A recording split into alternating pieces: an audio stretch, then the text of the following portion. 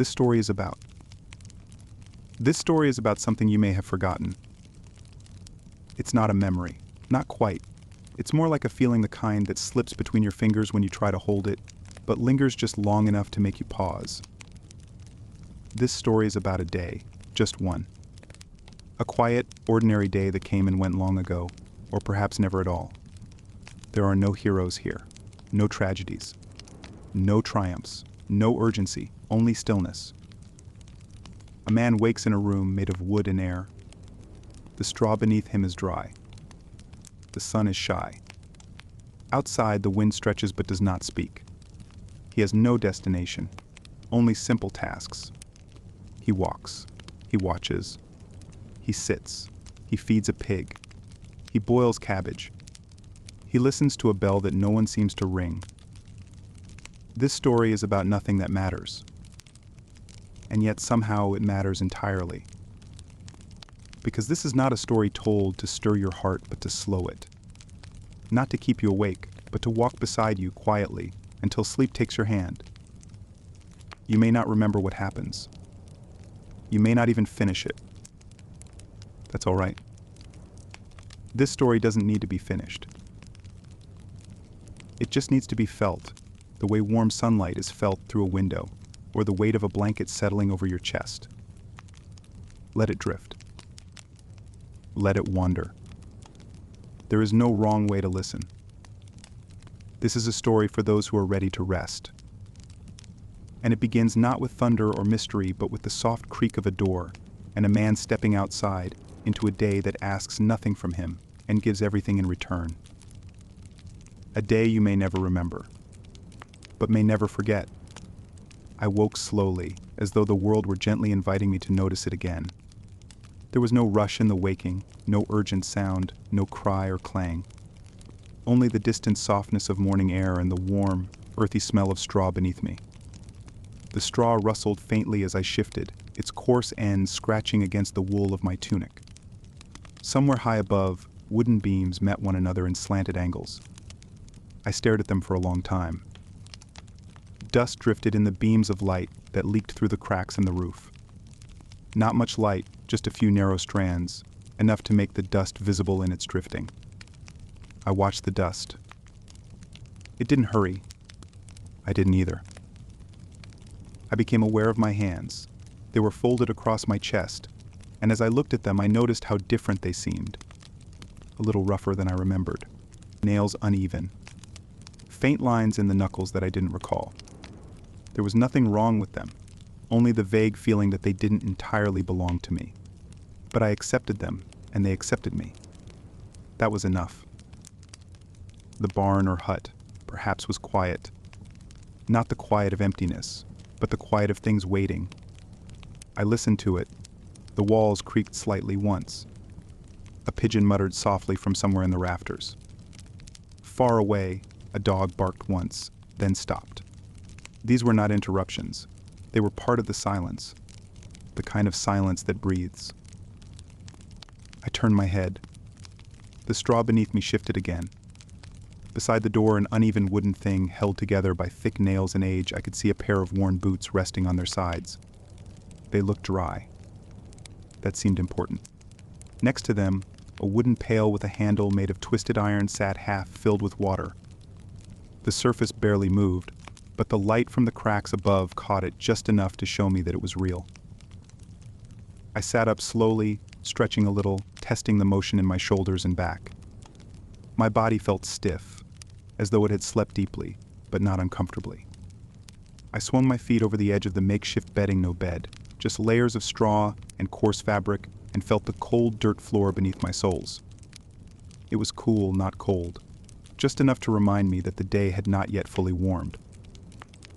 The woolen tunic I wore was rough against the skin, the way natural fabric is before it's been worn down by years of use. It itched slightly along my collarbone, and I scratched at it without thought. The cloth smelled faintly of smoke and something else, perhaps sheep, but not unpleasant, only familiar. I stood. The weight of my own body was simple. Nothing ached in the wrong way. There were no sharp pains, no heaviness of illness. Only the gentle tug of gravity, the mild protest of joints used for walking and bending. I took one step, then another. The floor did not creak. It simply held me. I walked to the door, rested my hand on the latch. It was made of wood and looped with a strip of leather. I lifted it gently. The door did not open easily, it stuck just a little, but I leaned into it, and it gave way with a soft, familiar groan. The kind of sound that doors make when they are old, but not angry. Outside, the world was gray and cool. Morning had arrived, but it hadn't made much noise about it. A light fog hovered just above the ground, softening the edges of things, the fence posts, the path, the small cluster of buildings beyond. The grass was wet with dew, not yet trampled. It glistened in the dull light like a quiet greeting. To my left, a goat stood very still near the fence, chewing on something invisible. It did not look at me. It did not need to. We both knew we were part of the same slow world. Its ears twitched once, then settled again. I stepped out onto the packed dirt. My breath clouded faintly in front of me. Not from cold, really, just from the gentle coolness of air that hasn't been hurried by sunlight yet. I let my arms hang at my sides, not needing them to do anything. The village around me, or what I assumed was a village, seemed to sleep still. No voices, no footsteps, just the very distant clang of a blacksmith's hammer, more memory than sound. It came from far away, softened by mist and time. Somewhere a bell rang, once, then again. Each toll was slow, like a yawn stretched into sound. I listened to it fade. I turned my head upward. The sky was pale and without color. No sun was visible, only a lightness behind clouds that promised day but made no announcements. A bird flew across the sky, a small, dark shape that passed quickly and left no trace. Behind me, the door of the barn creaked again in the wind. Just a little. I let it be. It would close if it wanted to, or stay open. The wind would decide. I walked slowly across the yard. My steps made soft sounds on the earth, muffled by the dew and the softness of the ground. Each footstep was a quiet agreement with the land. I did not walk with purpose. I simply walked. The air smelled faintly of wood smoke, damp soil, and something baking far away. Maybe bread, maybe not. It was hard to tell, and it didn't matter. The scent drifted toward me and drifted away again, like a polite visitor who doesn't stay long. I stood for a while by the fence and watched the goat chew. Its jaw moved in circles, slow and repetitive. It blinked once. I blinked too. Farther down the road, a rooster finally decided to announce something. It crowed once half-heartedly, as if out of duty, and then fell silent again. No other rooster answered.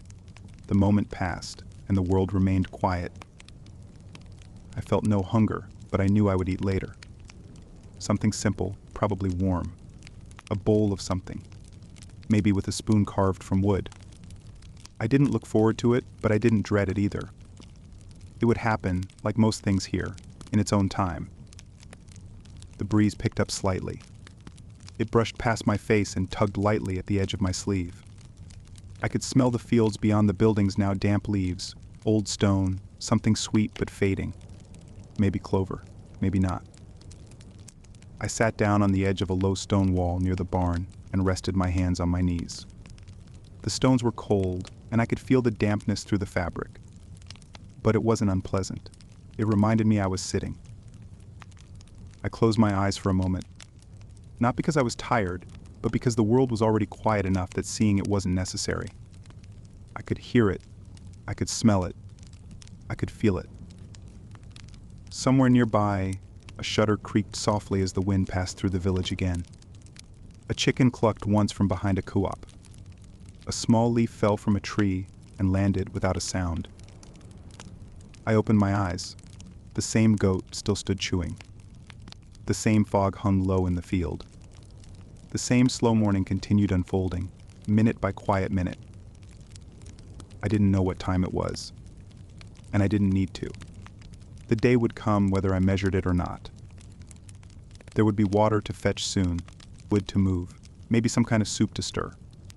But for now I simply sat in the hush of early morning warmed slightly by the memory of sleep and wrapped in the sounds of a world that did not expect anything from me.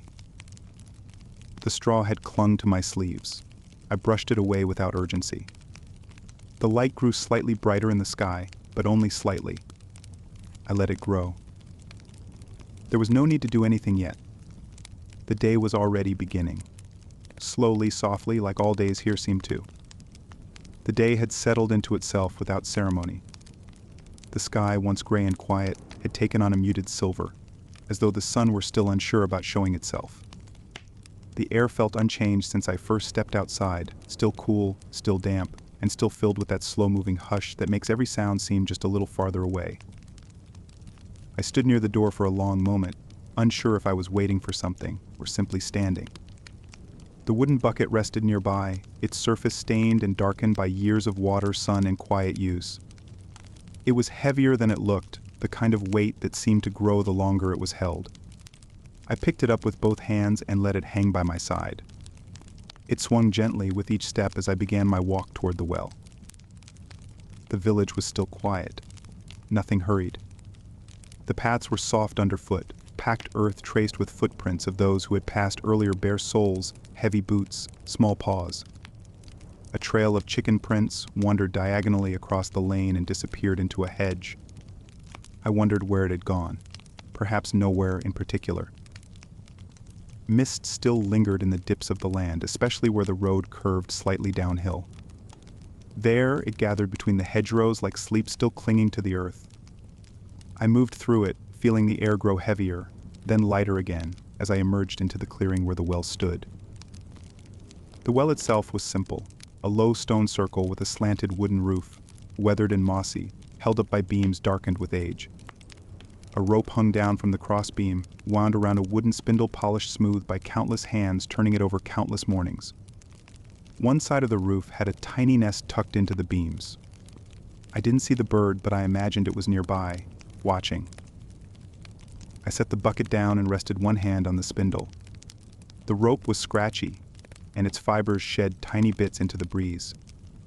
I began to unwind it slowly.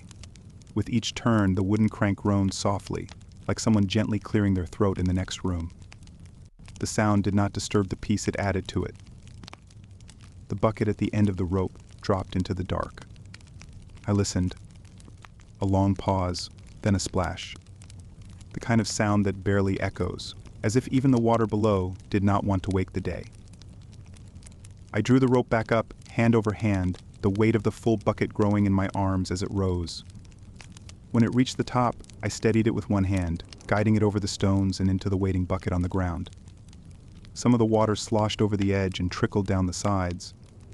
The stone lip of the well caught the rest. The water was clear, with tiny bubbles clinging to the sides. It smelled faintly of minerals, cold and ancient, as though it had been waiting in the earth for just this moment. I paused for a while and watched the surface settle. My own reflection looked back at me, calm, still, not quite familiar, but not unwelcome. I filled the second bucket the same way. The rhythm was easier this time. The spindle turned without hesitation. My arms remembered the weight and met it without complaint. Soon both buckets sat full beside me, the water inside swaying gently as the breeze passed over. I rested my hands on my thighs and leaned forward slightly, breathing slowly. My heart beat in that quiet, even way it does when the body is not tired, only occupied. I listened to the faint creak of the rope, to the light tapping of a droplet as it fell from the roof onto the stones below.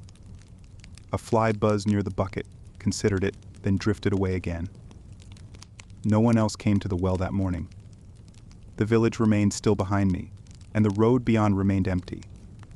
For a while I was the only one in the world carrying water. It did not feel lonely. It felt ordinary, in the best sense of the word. When I was ready, I looped the handles of the two buckets over the ends of the wooden yoke leaning nearby. It took some adjustment to fit the yoke across my shoulders, but once it was settled, the weight felt even, heavy, but not harsh. The kind of weight that simply reminds you of your body's place in the world. I walked back slowly. The bucket swayed gently, and the water inside them made a soft, steady sloshing sound with every step. It was a patient rhythm. Nothing spilled. path home seemed longer with the added weight. I stopped once near a tree and set the buckets down on a flat rock. The breeze moved through the leaves with a sound like distant whispers. I sat beside the buckets and placed my hand over one of them. The water was cool. I imagined it would stay that way for some time, even after the sun rose higher. I didn't feel the need to drink yet. It was enough just to know the water was there. After a while, I stood and continued the walk. The sun had begun to push through the mist now, little by little. Patches of light fell across the grass, and tiny insects began to rise from the hedges like slow, golden sparks. Somewhere, faintly, a child laughed. The sound didn't come again, and I wondered whether it had really happened or whether it was something I had remembered. As I reached the gate, the same goat from earlier watched me pass. Its eyes were steady, its mouth chewing something unseen. It flicked its tail once. I nodded in its direction, not expecting a reply. Back inside the yard, I lowered the buckets gently beside the door. A few droplets jumped from the rims and landed on the stone step with soft, flat sounds. I straightened my back, rolled my shoulders, and looked up at the sky. It was still pale, but no longer gray. Somewhere behind the clouds, the sun had made its decision. The day had begun. I stood there a while longer, beside the filled buckets, beside the quiet house, beside the world. There was no need to move quickly. The water was drawn. That was enough. The fields would wait. The cooking pot would wait. Everything could wait. I had carried water today. I would do other things later, but for now the stillness was full and the silence was kind. By the time I brought the buckets into the house, the air had warmed just slightly. Not enough to shed the wool over my shoulders, but enough to notice the shift, the way breath no longer clouded quite so thickly, the way fingers, once stiff with chill, now moved more easily. The house was one room, though calling it a house might be generous. It was shelter, a place with a roof and a fire, and that was enough. The floor was mostly earth, packed hard and uneven, marked with the soft dents of habitual footsteps. There was no glass in the window, only shutters that hung open on wooden pegs, letting in the filtered light and the occasional breeze. I could smell the wet morning on the wind and the faint scent of old smoke clinging to the rafters. In the corner, the hearth waited. A shallow stone basin with a ring of soot around it, and beside it, a stack of logs that had long since dried. I knelt, choosing 2 pieces of wood without preference, and placed them across the blackened base.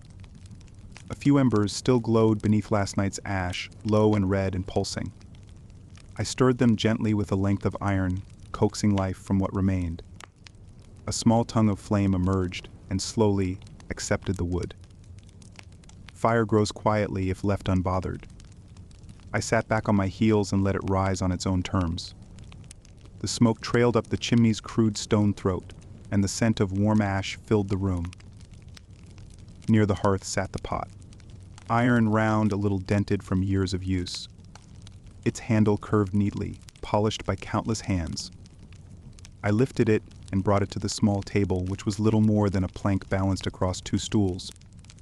The table was scarred with cuts and burns and rings where bowls had once rested. It did not wobble, and that was its greatest gift. From a shelf along the far wall, I fetched what passed for ingredients. A cloth sack of dried peas, a bundle of carrots, thin and wrinkled, a single onion with roots still dangling like fine, brittle threads, a pinch of salt in a clay bowl, and a handful of herbs so dry they barely smelled of anything anymore. It wasn't much, but then again, it didn't need to be. Stew asks for little and gives more than it takes. I chopped the carrots without haste. The knife was dull, but it still cut. I didn't need perfect slices, only shapes that would soften in time. The onion made my eyes sting just a little. Not enough to cry, only enough to remind me it was real. I added everything to the pot, along with a ladle of the fresh water I'd carried. It hissed faintly as it touched the metal, then settled into silence. Back at the hearth, I hung the pot over the flame. It swayed slightly, then stilled. The fire licked at the bottom with interest, and slowly, the room began to fill with the earliest scent of something becoming food. While it cooked, I cleaned the knife and folded the cloth sack. I set the remaining vegetables back in their place, tied with string, and swept the table with my sleeve. I did not rush. There was nothing urgent in these tasks. They were simply part of the morning, the way mist was part of the fields or dew part of the grass. I sat again, this time on the stool near the fire. The pot began to bubble softly at first, then with confidence. The sound was comforting. Not loud, just persistent, like a stream running through a gully after a light rain. A few bubbles reached the surface and burst. The aroma grew, still faint but warmer now. I could smell the peas softening, the carrot giving up its sweetness, the onion relaxing into the broth. The salt had dissolved, doing its work without fanfare. I waited. Waiting is different here. It isn't passing time so much as sitting with it. You don't watch the minutes. You don't check for progress. You let things be, and when they are ready, they tell you. I leaned back and watched the fire's shadows play along the walls. Outside, I could hear a chicken moving through the straw. Its feet made a whispering sound. Somewhere farther away, a door creaked. Someone began chopping wood. The rhythm was irregular, but not chaotic like a slow song with no real beginning. The stew thickened. The surface rippled in gentle pulses. I stirred it once, twice. The spoon moved easily through the contents. Nothing stuck. Nothing burned. It was becoming what it needed to be. I took a bowl from the shelf, wooden, round, stained from use. It fit neatly in my hand. I ladled the stew into it slowly, watching the liquid pool and steam rise. The bowl warmed almost instantly. I set it on the table and returned the ladle to the pot. There was no rush to eat. I sat with the bowl in front of me, hands wrapped loosely around its sides. The scent was fuller now, more sure of itself. Not rich, but real. Something rooted. Something warm. I blew across the surface, and the steam swayed slightly to one side, as if bowing. The first taste was soft, the second, softer. It didn't need seasoning or meat or anything more than it had. It was enough. Each spoonful brought warmth to my throat, then to my chest. I didn't count them. I didn't hurry. I ate the entire bowl that way, without words, without thought. Only breath and warmth and time. When I finished, I wiped the bowl with a piece of bread, stale but still good, and set both aside. The fire crackled once, then quieted. The pot continued to bubble gently, though less now. I would eat again later, or someone else would. The stew would wait. I stood and carried the bowl to a wash basin by the shuttered window. The water inside was cold, but my hands didn't mind. I rinsed the bowl and set it upside down on the sill. A fly landed briefly on its edge, then left again. Outside, the mist had thinned. The light was brighter now. Not full sunlight, but the hint of it, enough to see farther. Enough to notice the fields in their long lines, the smoke rising in slow columns from a neighbor's roof, the sheep moving slowly, always slowly. I returned to the hearth and stirred the pot once more. The stew was steady. It would last through the day, maybe into tomorrow. It didn't ask for anything more. It would keep offering what it had until it was gone. I sat down again and folded my hands in my lap. The fire still burned, though lower now. It would do so until it chose to rest. I would add another log later, but not yet. There was a comfort in knowing the day would not change much. There would be no surprises, no tasks that demanded more than movement, than presence, than quiet repetition. The bowl of stew was only part of the rhythm. Outside, a bird called once, then again. Inside, the silence returned, patient and complete. And I, with nothing urgent ahead, simply let it hold me. The stew had been eaten, the bowl washed, and the fire, for now, required no attention. The house was quiet once more. I stood near the hearth, listening. The wind brushed against the shutters, lifting them a fraction and letting in a little more light. Not bright, just broader. A pale spill across the floor. I looked toward the doorway. The outside called, not urgently, but steadily. There were leaves in the yard, dry ones that had blown in overnight from the hedges and trees beyond the fence.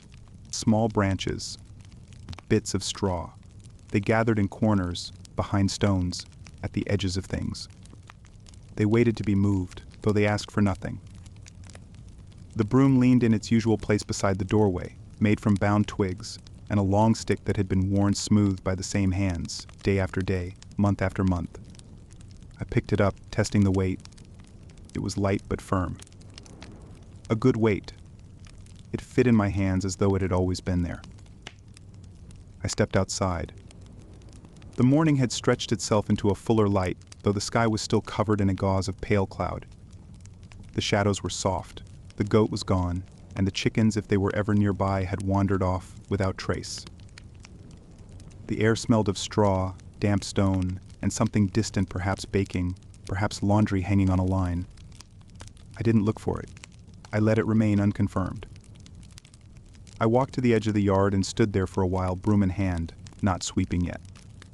I looked at the stones underfoot, scattered across the earth in no particular order. Some were flat, some round. A few had moss on them. Some were warm where the sun had touched them. The wind passed through the yard in a long, slow breath. It rustled the dried leaves. A few rolled over the ground, tumbling toward the fence, then stopped. I began sweeping. I did not move quickly. The broom scratched against the dirt with a soft, steady rhythm. I began at the far corner, brushing the leaves toward the center, one slow arc at a time. Each motion felt like a sentence being written in a language no one spoke anymore. The leaves moved reluctantly, dry and whispering. The dust rose in gentle clouds, but only briefly. Then it settled again. I paused after a few passes and rested the broom against my leg. I looked up at the sky, which had not changed. A single bird flew overhead, small and distant, its wings barely moving. I could not hear it, but I imagined I could. A chicken appeared near the fence, scratching at something invisible in the dirt. It made a soft, thoughtful sound more to itself than to me. I nodded to it and resumed my sweeping. More leaves, bits of grass, a small gray feather. I didn't ask where it came from. I added it to the pile. I worked in lines, curving gently with the slope of the yard, not trying to finish, only continuing. The broom glided easily when the earth was flat and caught now and then on a stone or root. When it did, I paused, adjusted, and moved on. There was something deeply peaceful in the repetition. Step, sweep, step, sweep. A kind of slow progress that didn't need to be measured. No one watched. No one expected it to be done quickly. It was enough to be doing it. I reached the center of the yard, where a larger stone lay half buried in the dirt. I sat down on it and let the broom rest across my knees. The pile of leaves near the fence had grown modestly. It was not large, but it was there. I looked at it and felt that it was good. The chicken came closer. It pecked once at the base of the broom handle, found nothing of interest, and wandered off again. I watched it go, its feet shuffling the dust I had just cleared. I didn't mind. The wind returned, this time from the other side, and stirred the corner of the leaf pile. A few pieces detached and began to roll back across the yard. I let them go. There would always be more leaves. The sweeping was never about being finished. After some time, I stood again and swept the last of the yard. Not every bit of it, just the parts that asked to be cleared. Some corners still held a few sticks. One spot had an old boot print half covered in dirt. I left it untouched.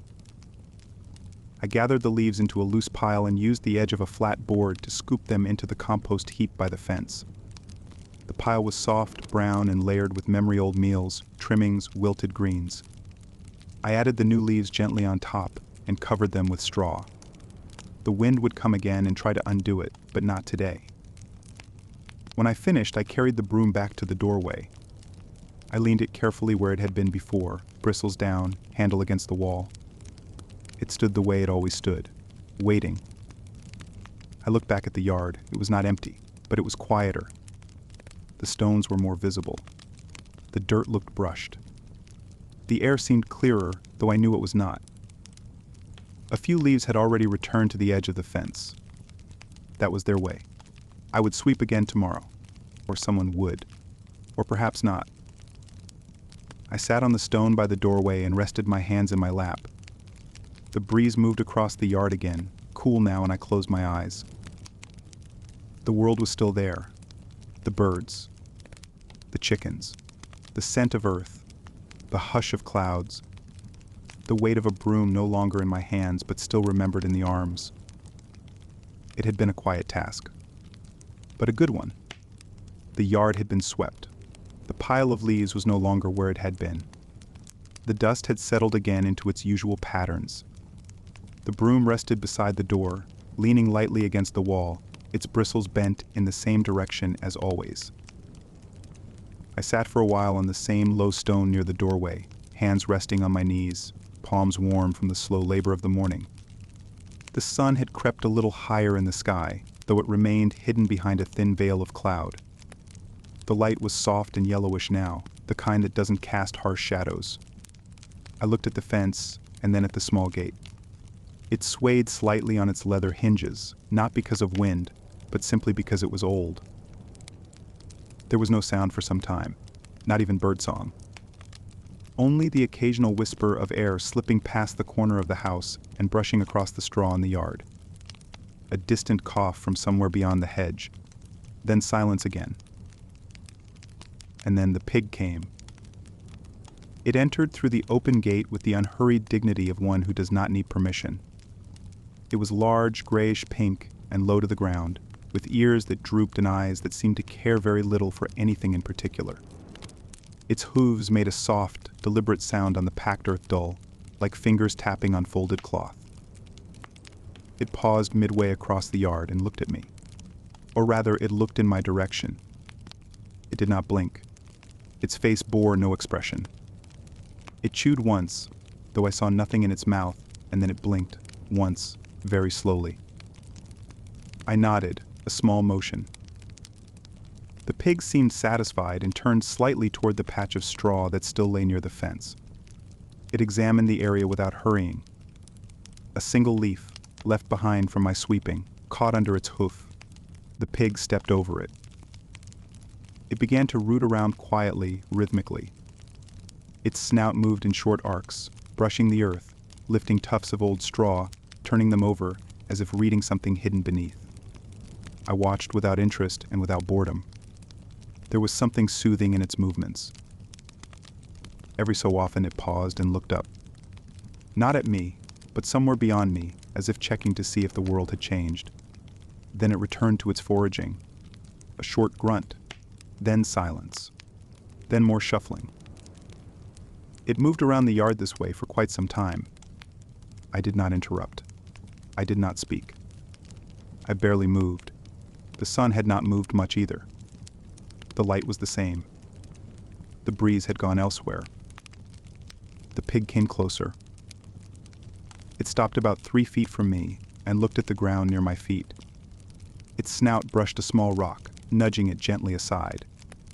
Then it lowered its head and lay down just like that, without any concern.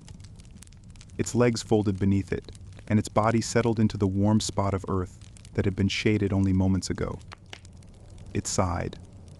A low, almost human sound. I looked at it. It looked at nothing. We sat that way for a long time. The pig did not seem interested in returning to wherever it had come from, and I did not feel the need to send it away. Its presence was simple, complete. It filled the space beside me without asking for anything. I could hear its slow breathing, deep and steady, like a bellows used by someone with no need for haste. A fly landed on its ear. It flicked the ear once.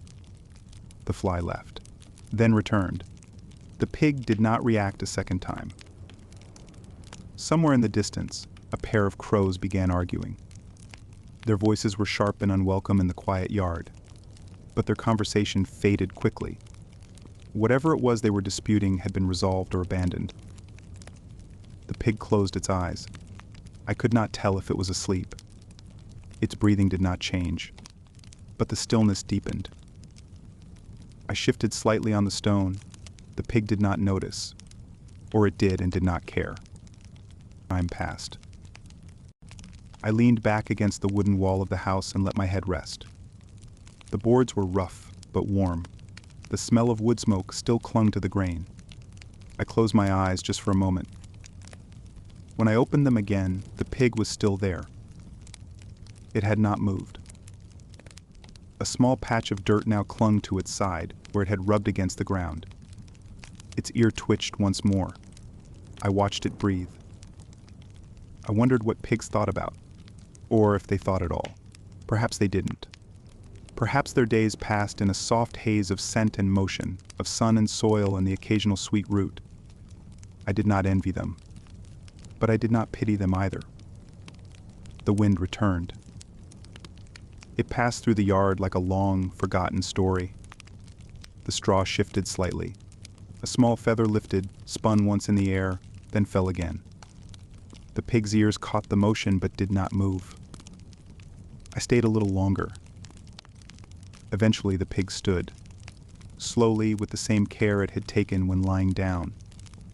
It shook its head once, scattering dust and one dried leaf. Then it turned, without ceremony, and walked toward the gate. It passed through it.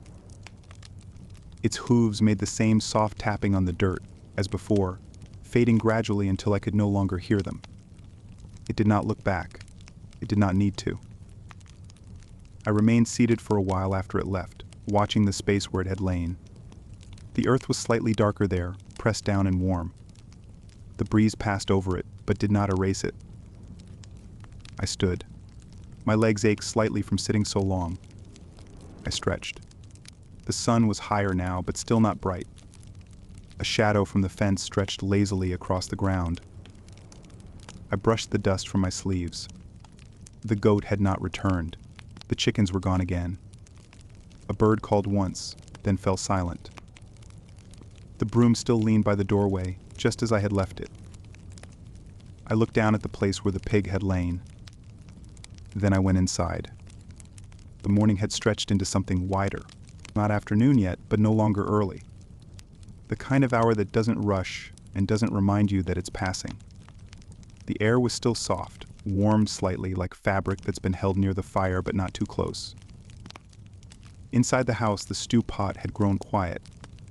A thin film floated on the surface, and a few slow bubbles rose from the bottom now and then, like thoughts surfacing without urgency. I stirred it once with the wooden ladle and replaced the lid. It would keep. Outside, the light had changed in small ways. Shadows stretched a little farther, birds flew a little higher. The clouds had thinned just enough to let soft golden strands fall through in narrow angles. I watched them as I tied the laces of my boots and brushed a bit of dust from my sleeves. There was a task waiting beyond the yard. A simple one, like most here. The field needed walking.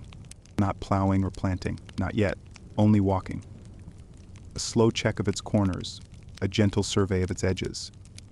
There was nothing to count, nothing to fix. Just a field that liked to be seen from time to time, and footsteps that liked to remember their way through the tall grass. I picked up the short-handled sickle from beside the door. I would not use it much, but sometimes weeds clung too close to the path. The blade was dull but serviceable. The wooden handle had been shaped by long fingers and longer hours. I passed through the gate, which creaked a little in acknowledgement, and followed the narrow lane between hedgerows. The soil was firm underfoot, marked by cart tracks and animal hooves. The tracks were dry now. They would fill again the next time it rained, which might be soon or not at all. The weather here decided things slowly. The air smelled of warm soil, late grass, and something faintly sweet clover, perhaps, or something nearby in bloom.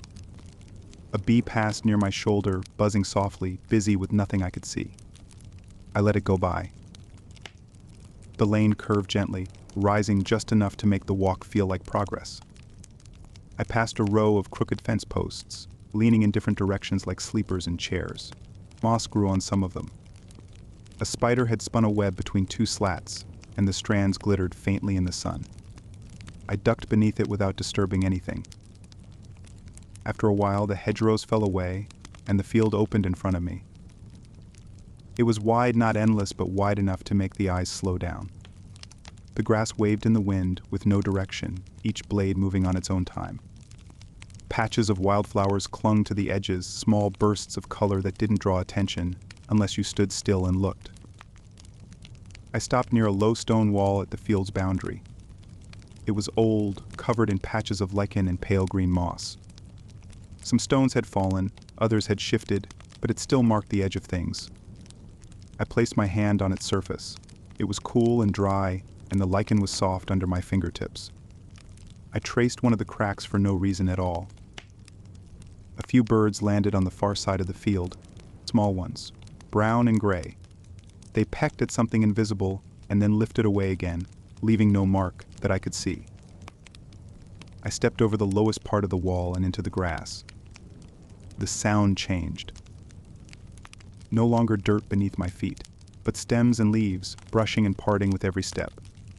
The grass was up to my knees in some places, higher in others. It swayed around me as though unsure whether to move away or lean closer.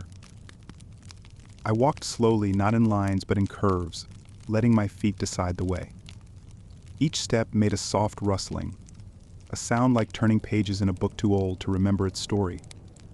The wind moved across the top of the field, bending everything just slightly before letting it rise again.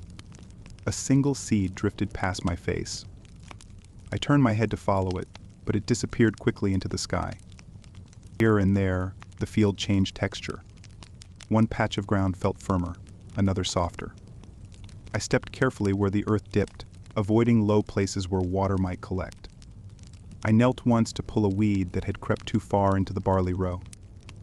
Its root gave way easily. I held it in my hand for a moment before dropping it behind me.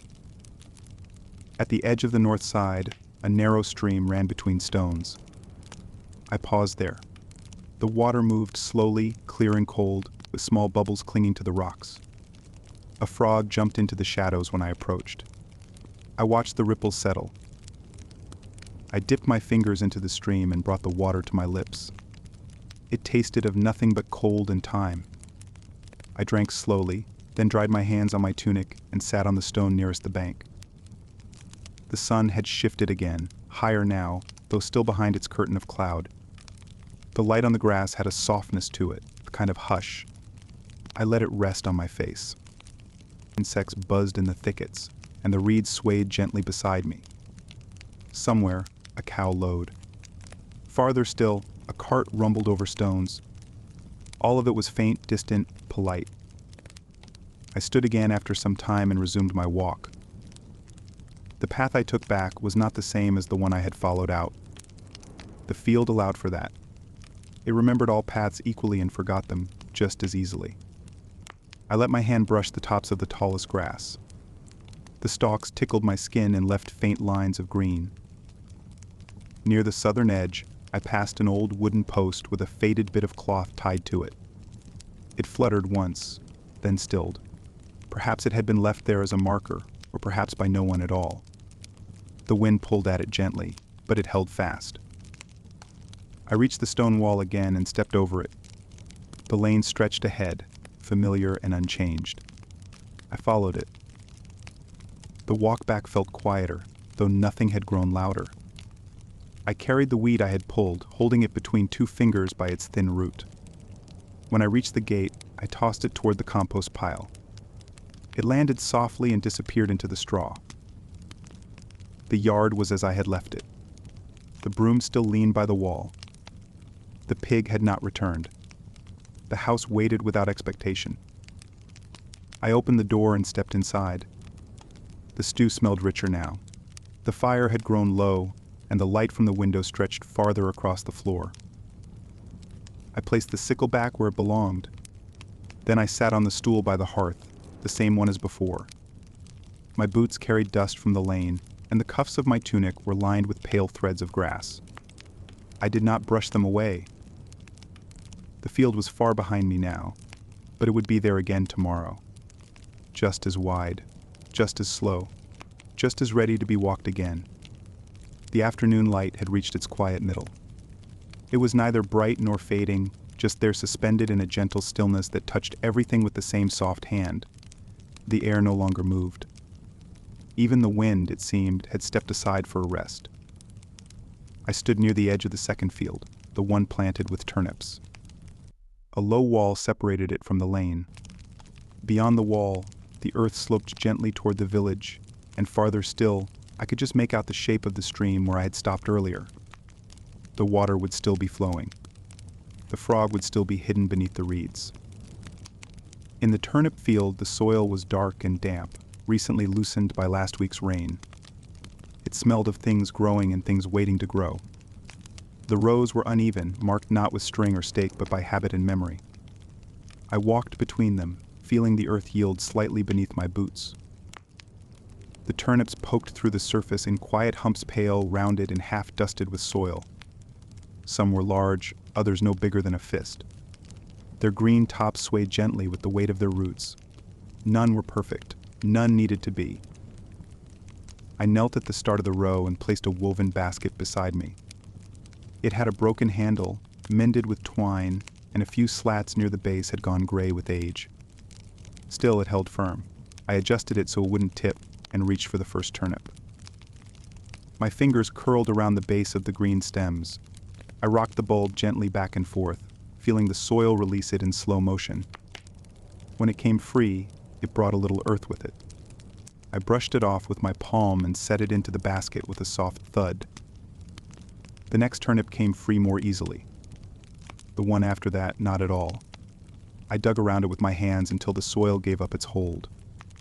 I worked like that, slowly, without any pattern other than patience. The field was quiet. The sounds were small, the brushing of stems, the soft pat of roots against woven basket, the faint sigh of soil being moved. Occasionally I heard a bird in the hedgerow, or the creak of a cartwheel on the road beyond. But these sounds came and went without consequence. I didn't speak. There was no one to hear me, and no words I needed to say. My thoughts, such as they were, came slowly, like leaves falling one by one from a tree too lazy to shed them all at once. Most of the thoughts were about nothing. Some were about the shape of the clouds. Some were about the smell of the soil. The turnips filled the basket gradually. Not quickly, not slowly, just enough. At some point I changed rows. Then again. I don't remember when. My knees had become dusty, and my palms had taken on the color of earth.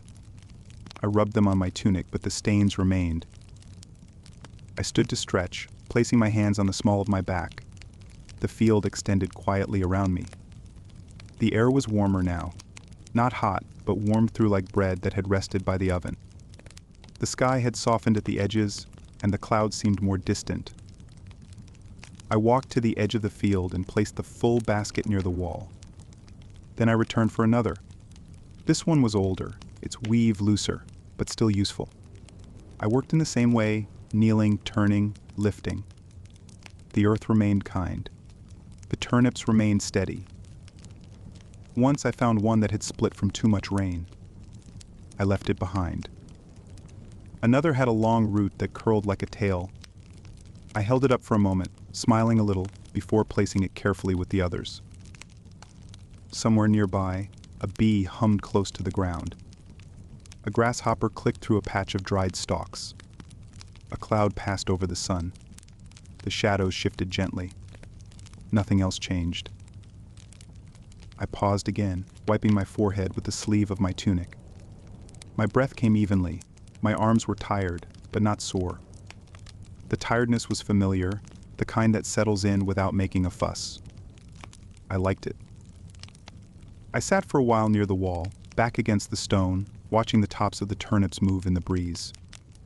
They didn't move much, just enough to remind me they were there. The baskets, now nearly full, sat in a row nearby, each holding the same kind of weight. Pale roots, green stems, bits of soil clinging to the skin. They looked patient, as if they knew they would wait some time before being used. The light began to tilt. I noticed it in the way the stones cast longer shadows, and the way the tops of the trees turned gold at their edges. The day had not ended, but it had begun its slow exhale. I stood once more and gathered the baskets, 2 at a time. They were not heavy. Their weight was round and familiar, like carrying memory in both hands. I made the short walk back to the lane and left them beside the gate. I would carry them into the shed later. There was no need to do it now. Before returning to the house, I walked once more through the rows, just to look. Some turnips remained. Some would be pulled tomorrow. Some the next day. None were in a hurry. I ran my hand over the top of one, brushing the leaves gently aside. The soil was cool beneath it. The root was firm. I left it in place. I turned back toward the house. The basket sat quietly by the fence. The breeze had returned, barely there, tugging lightly at the edge of my sleeve. As I walked, I felt the earth beneath me, the dust rising slightly from each step, the faint pull of tired muscles.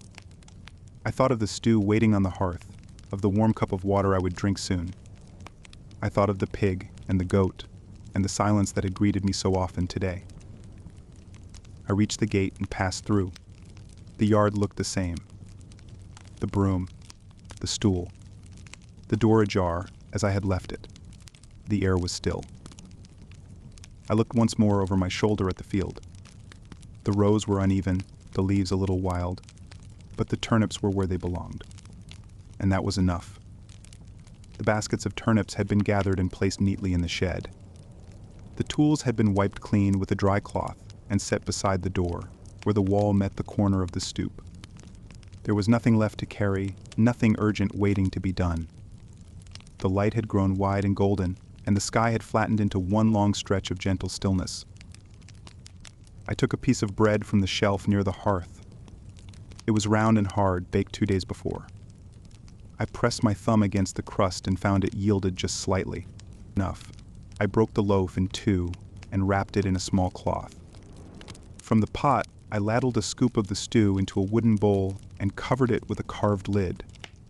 It was still warm, though it had stopped steaming. I stepped outside. The sun was not directly overhead, but leaning just slightly past center. Shadows were short but clear. The stones in the yard had begun to warm. A few chickens wandered near the fence, pecking at the dry ground and occasionally lifting their heads to stare, without interest, at nothing. I passed them quietly, following a narrow footpath that curved behind the shed and toward the hill. There was a tree near the top of that hill. An old one wide at the base, its bark dark and cracked. I didn't know its name. It had never told me. But I had sat beneath it often, and it had never asked me to leave. The path was dry and narrow, bordered by long grass and a few sleepy insects. One bee moved in slow circles above a cluster of clover. A butterfly drifted low to the ground and disappeared into a patch of sun. The tree stood where it always had. Its shadow stretched across a piece of stone embedded in the hill. A good place to sit. The breeze passed through its branches with a soft, papery rustle. I listened to it as I climbed. At the base of the tree, I set down the cloth and the bowl. I brushed away a few fallen leaves and sat, legs outstretched, back against the trunk. The bark was rough, but not unfriendly. It pressed into my shoulders just enough to be noticed. I opened the cloth. The bread looked the same as before, coarse, pale, a little dry. I tapped it against the edge of the bowl and then dipped a corner into the stew. The stew was thicker now. Time had drawn it together. The flavor was warm and familiar, rooted. I ate without thinking, only pausing now and then to listen to the sound of the leaves above me. They clicked gently against one another, as if reminding themselves to stay awake. Across the field, I saw a bird land near a pile of stones. It hopped once, twice, then flew away again. I didn't follow it with my eyes. I let it come and go like a passing cloud. The bread softened in the stew. I took another bite. A bit of carrot. A trace of thyme. Nothing strong, just enough. The sun moved just slightly, and the tree's shadow shifted a hand's width across the stone. I leaned back further into the trunk and stretched my legs. My boots pressed lightly into the grass, and the earth was warm beneath them. When I finished the meal, I placed the bowl on the cloth and folded it back over. A fly circled once, considered the scent, and decided it wasn't interesting. I rested my hands in my lap and looked out over the fields. They didn't shine, they didn't ripple or sing. They simply sat, quietly growing, their greens fading into soft yellows where the light had reached them longest. Somewhere below, a sheep called out one voice, uncertain. Another answered from farther away. Then quiet again. The tree creaked once in the wind. Not a groan, just a long breath. I tilted my head against the bark and let my eyes close for a moment. Behind my eyelids, the light danced like water. I thought of the baskets in the shed, of the broom in its corner, of the pig, perhaps still resting in the shade somewhere, remembering nothing. I thought of the path that curved behind the house and the shutter that never closed quite properly. I thought of nothing at all. A leaf drifted down beside me, twirling once before landing.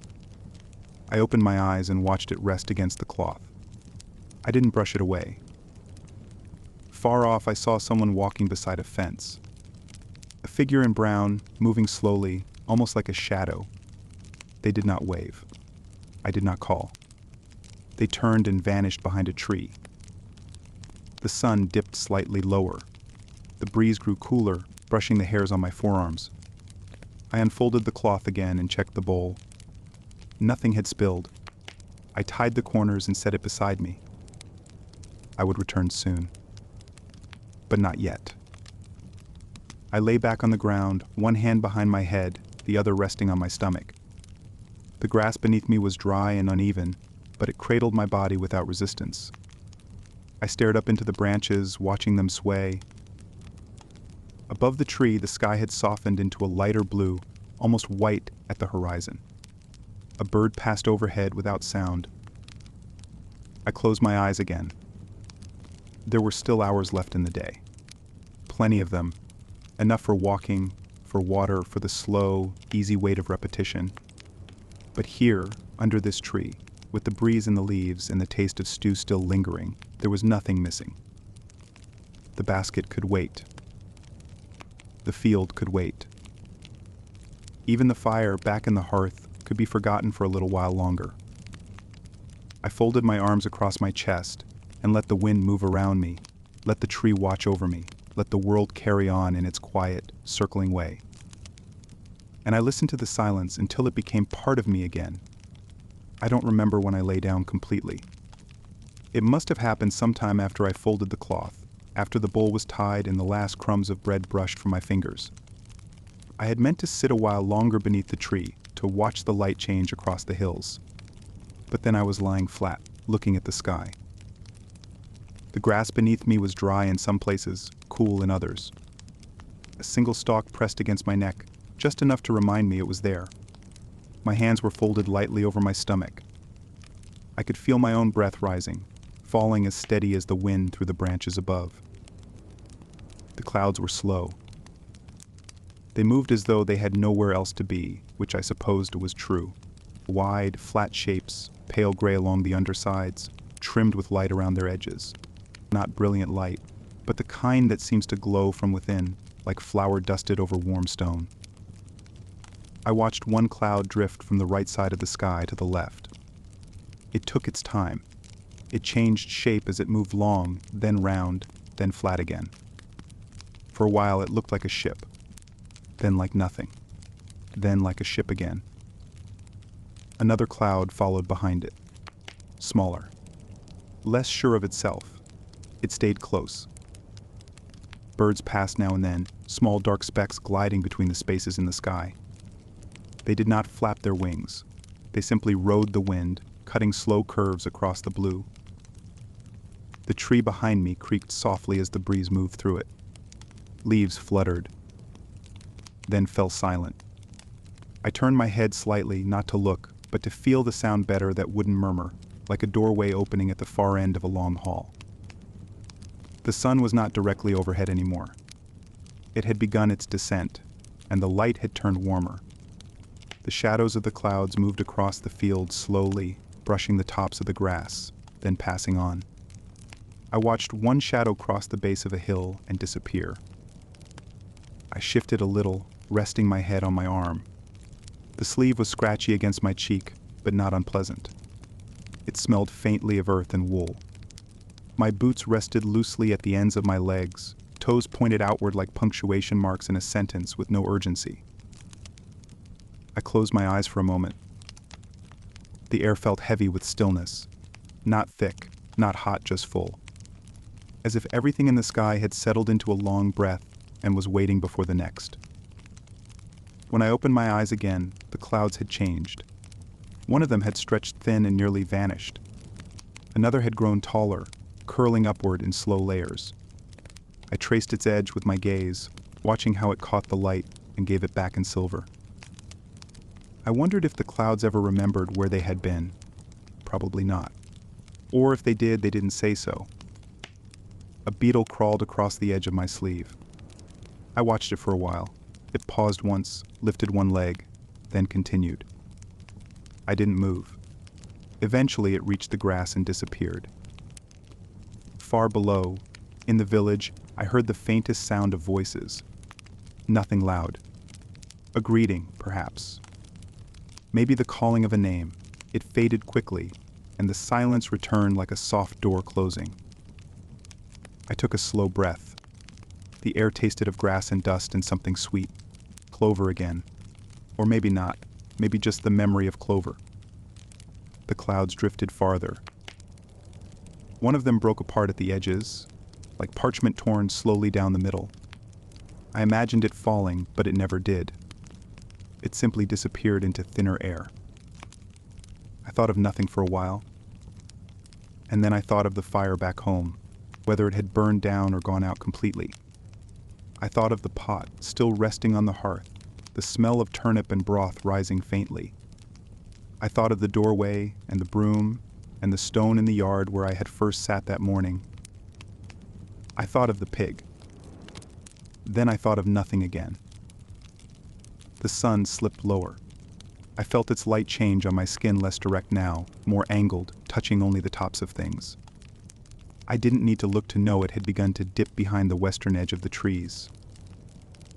A shadow passed over my face, a bird or a branch or a cloud. I didn't open my eyes. The sky had softened to a gentler blue, a deeper color, not darker, just more certain. The kind of blue that doesn't argue with night, only welcomes it slowly. A gust of wind moved through the grass beside me, parting the blades in slow, shivering waves. I turned my face toward it. It smelled cooler now. I sat up slowly, not all at once. First my hands pressed into the ground. Then my elbows lifted. Then my shoulders, my back. I pulled my knees toward me and rested my arms across them. The sky stretched endlessly above, still scattered with clouds, still quiet. The tree behind me swayed gently in place. I stood. The cloth bundle still lay beside the stone, tied neatly. I picked it up and brushed a few stray leaves from its edge. The bowl inside clinked softly as I moved. I held it in one hand and rested the other by my side. The hill below was golden in the low light. Long shadows stretched from fence posts and distant stones. The air had cooled just slightly, not enough for a coat, just enough to notice. I began walking back down the path, slowly. The grass brushed against my boots. The sky behind me was fading. The clouds were no longer moving, or maybe I had just stopped watching them closely enough to see. The house would be quiet when I returned. The chickens would have settled, the pig would not come back, and the fire might need tending. Or not. There would be water in the bucket. A cup on the table.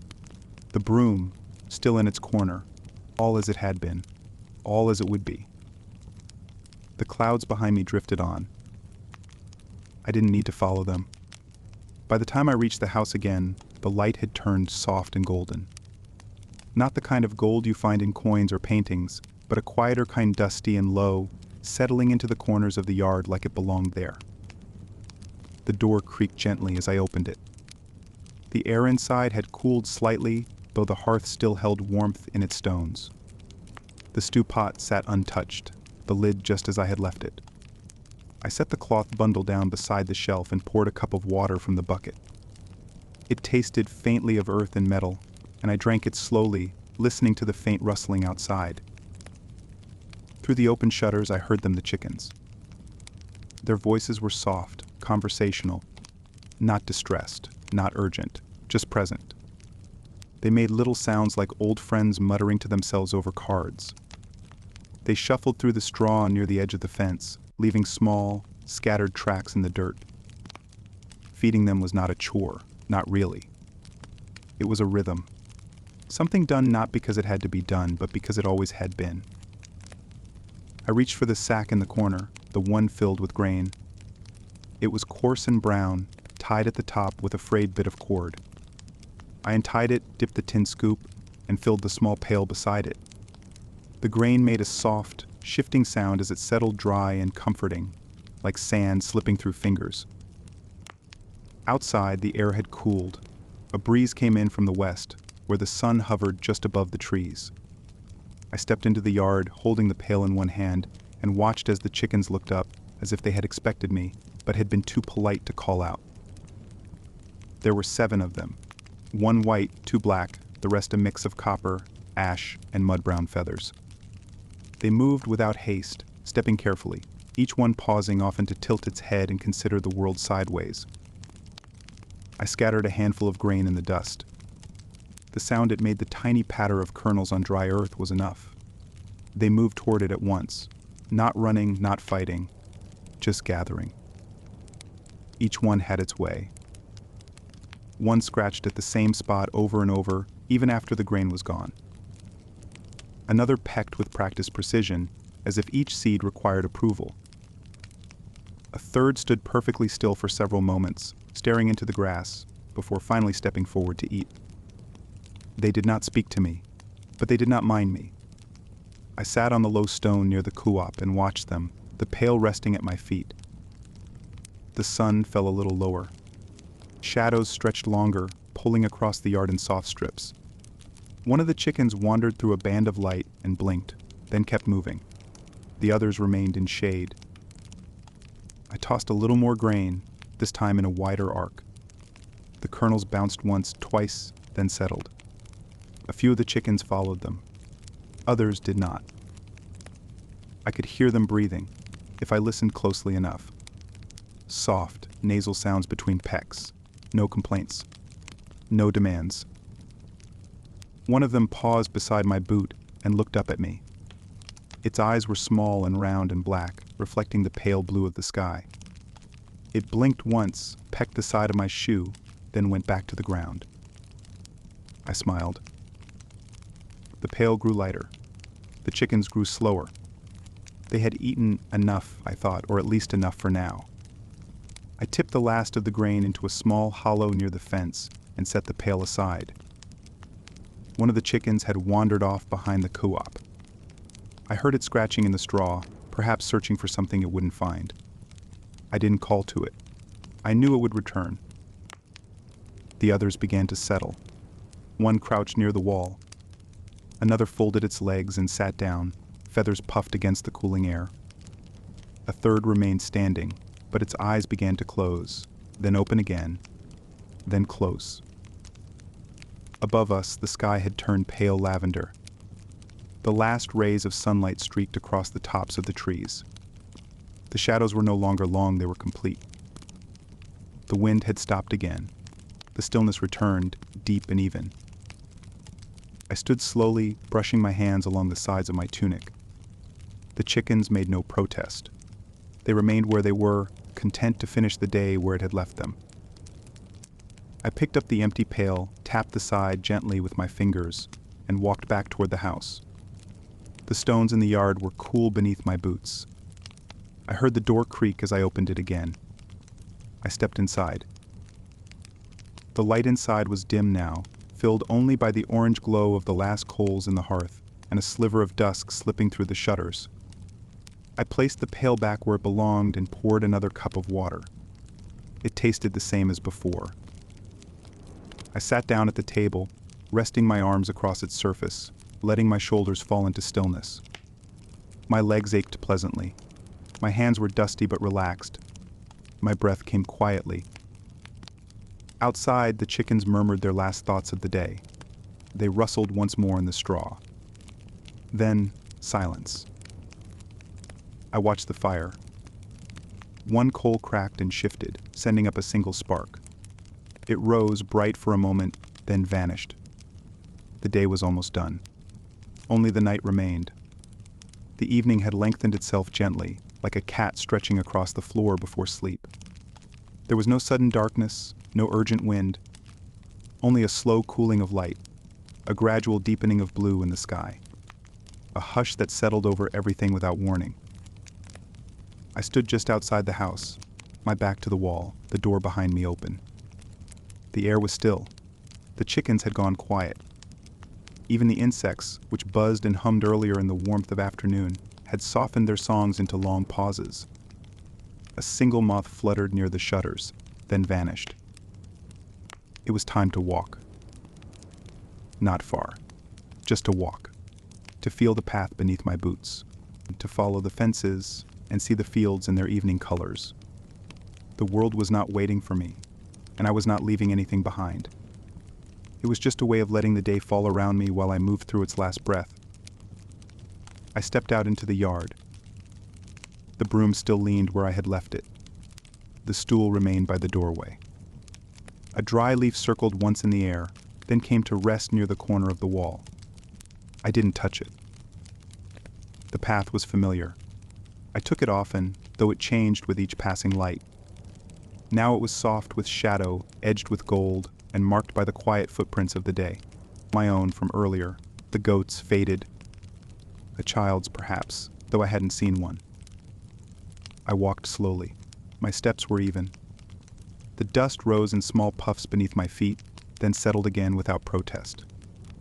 I passed the fence, which now cast long, delicate bars across the ground. I touched one post as I passed. The wood was warm from the sun, though the sun was already gone. Beyond the fence, the field stretched in low tones of green and silver.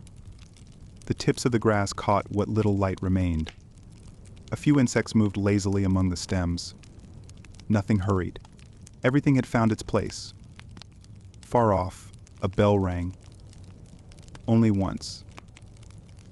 Not sharp. Not calling. Just one long note, like someone saying goodbye without speaking. I turned toward the lane, following the bend that led to the willow tree. It stood quietly in its usual spot, its branches lower now, heavy with stillness. The leaves made no sound. They only hung there, pale and soft in the fading light. I paused beside it and let my hand rest against the trunk. It was cool now, the bark dry beneath my fingers. I didn't lean, only touched. The tree had seen many evenings. I wondered if it remembered any of them. Probably not. Or maybe it remembered all of them and simply chose not to speak. From where I stood, I could see the field I had walked that morning. The turnip rows were harder to see now, their lines blurred by dusk. The baskets were gone, tucked away in the shed. The earth looked as though it had never been disturbed. The work was done, and the field had already begun to forget it. I walked a little farther. The stream, where I had drunk earlier, still whispered its soft, wet language. I didn't go to it this time. I only listened. The sound curved gently through the trees and into the tall grass. Water always finds its way. I admired that. The path curved again, this time toward home. The breeze returned not cold, just cooler than it had been. It moved through the folds of my tunic and around my neck. I buttoned the collar loosely and adjusted the belt at my waist. The fabric felt heavier in the evening air, but it still moved as I moved. I saw the roof of the house before anything else. Then the chimney. Then the faint glow of firelight through the cracks in the shutters.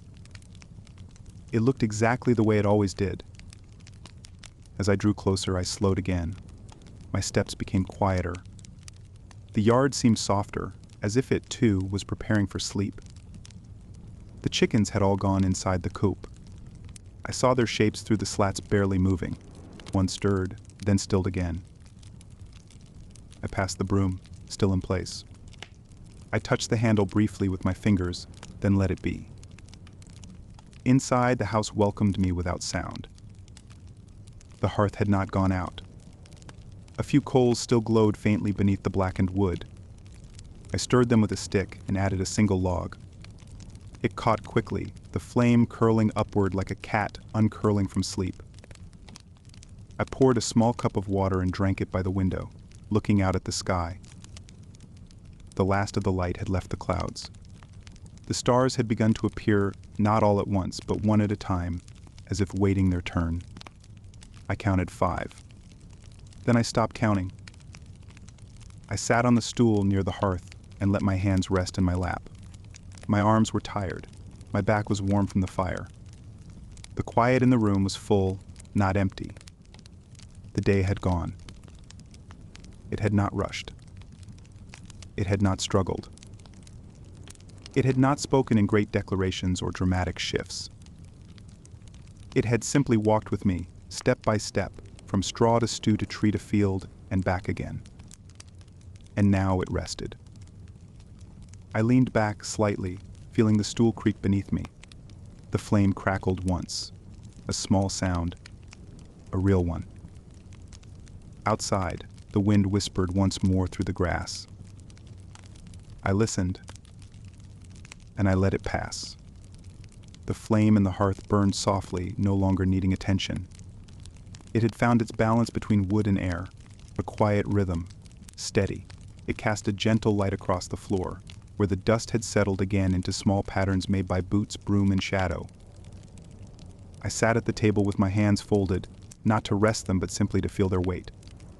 The cup before me was still half full, the water no longer cold, but still enough. I watched the surface of it ripple, just slightly with the movement of my breath. Then it was still again. Outside, the sky had deepened into its full night shade, a dark that was not black, but soft. A deep blue that held its color like cloth soaked in ink. The stars had found their places. Some shimmered, some held steady. I did not count them.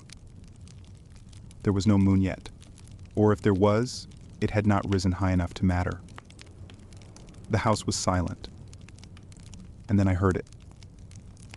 A bell. Far off. The sound was low and round and full of distance.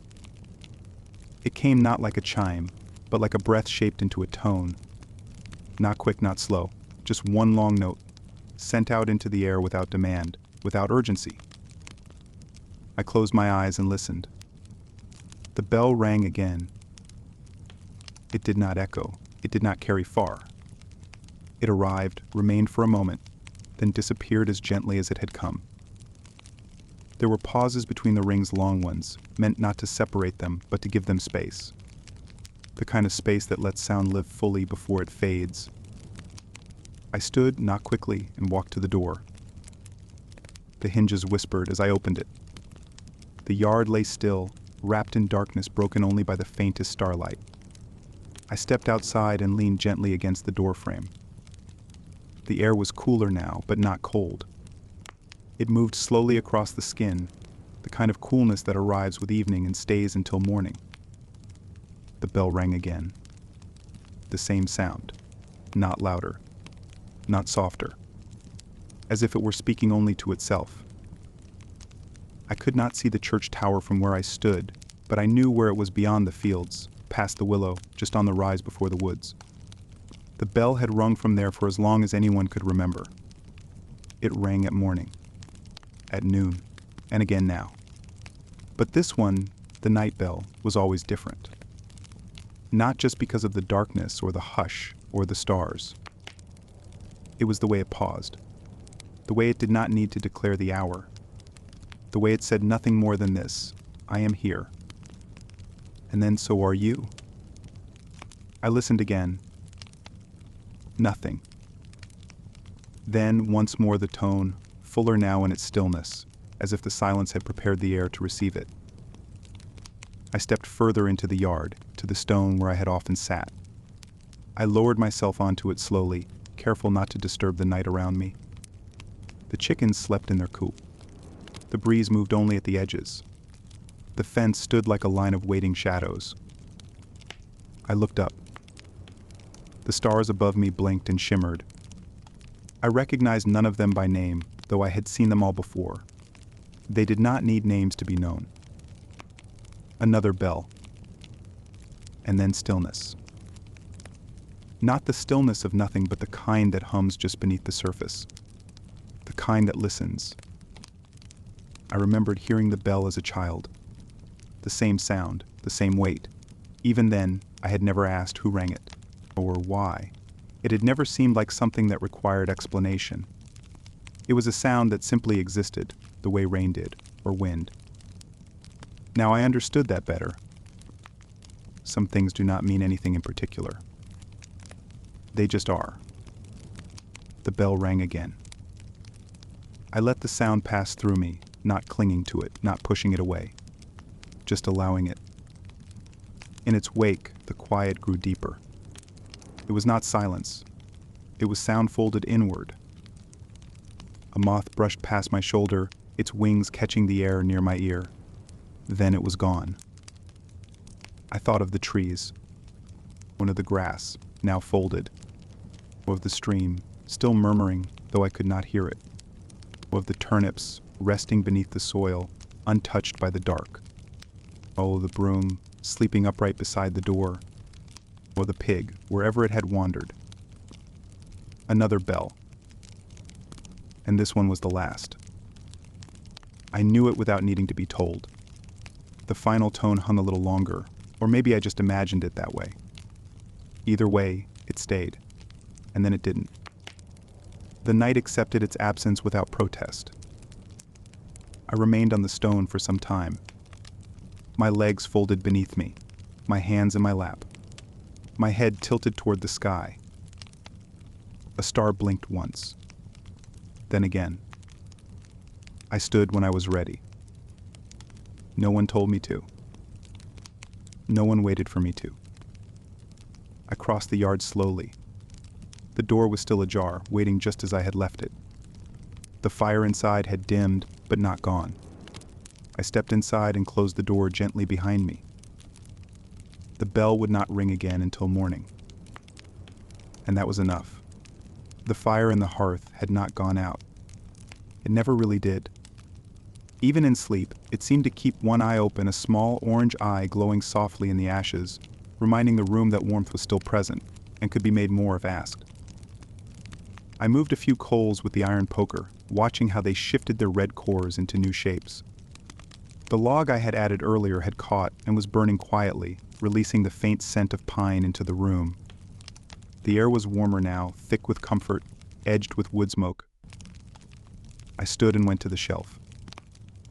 The cabbage was there, a small one, round, pale green with leaves, curled inward like hands folded in prayer. It had been resting for days in the corner of the kitchen, waiting. Today was its time, though even now it did not seem to mind waiting a little longer.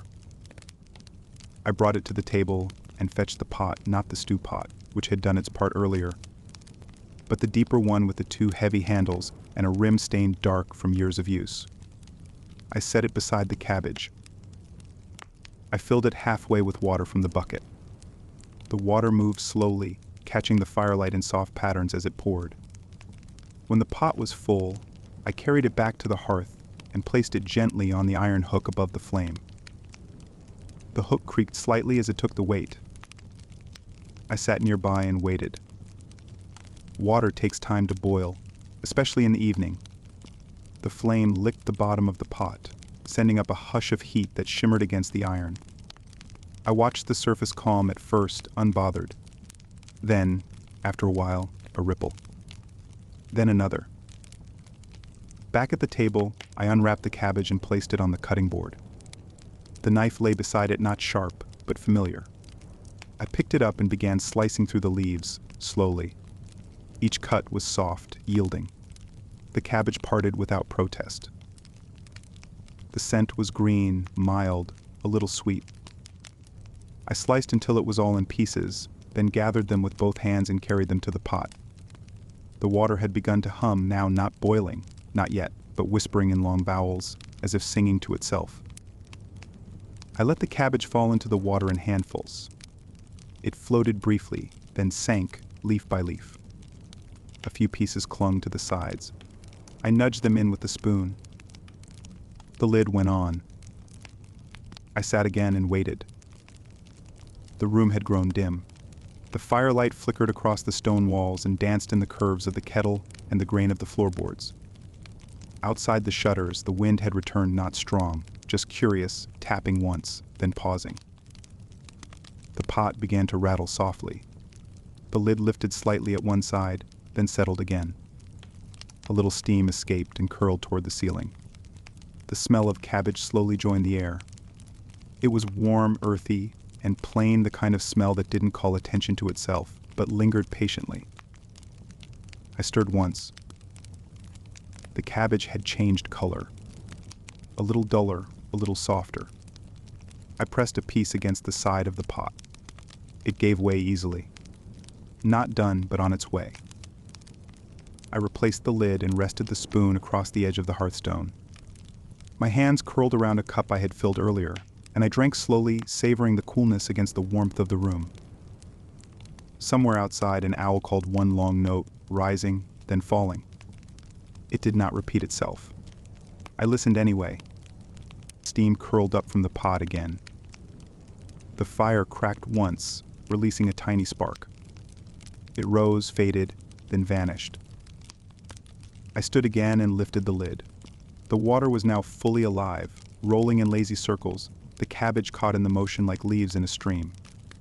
I stirred slowly, listening to the soft tap of the spoon against the iron. There was no recipe, no exact time. The food would tell me when it was done. I tasted a small piece warm, soft, a little sweet. I added a pinch of salt, nothing more.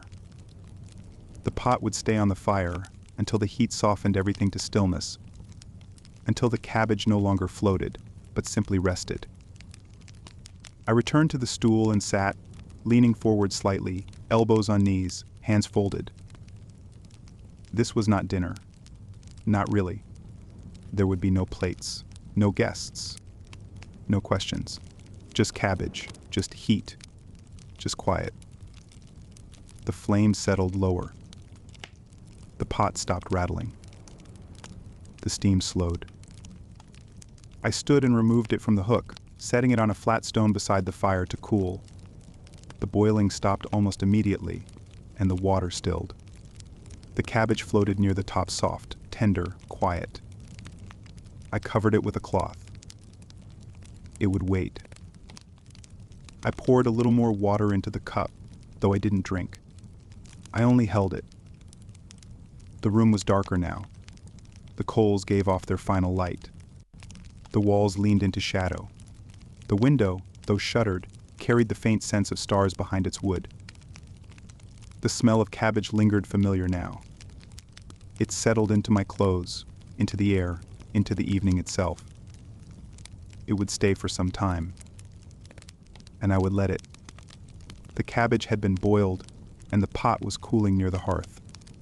The fire itself had quieted to a bed of coals, low and glowing, with only the occasional shift of ash or whisper of heat. The house, too, had dimmed, retreating softly into shadow.